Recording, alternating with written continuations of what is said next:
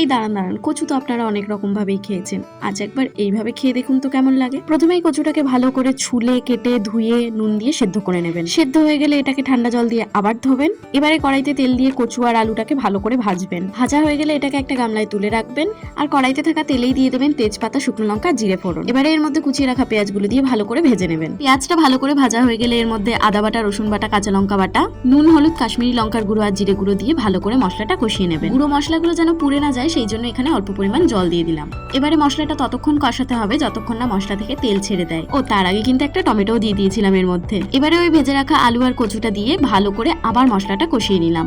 কষানো হয়ে গেলে জল দিয়ে কিছুক্ষণ ফুটিয়ে নামিয়ে নিলাম। কচু দেখে নাক না সিটকে একবার খেয়ে দেখুনই না কেমন লাগে। দুপুরবেলায় গরম গরম ভাতের সাথে এই কচু আলুর তরকারি কিন্তু দারুণ লাগে। আজকের মতো ভিডিওটা তাহলে এখানেই শেষ করছি। দেখা হবে নতুন একটি ভিডিওতে। ভিডিওটা ভালো লাগলে একটা লাইক, কমেন্ট আর শেয়ার করে দেবেন আর আমাদের চ্যানেলটা সাবস্ক্রাইব করে নেবেন।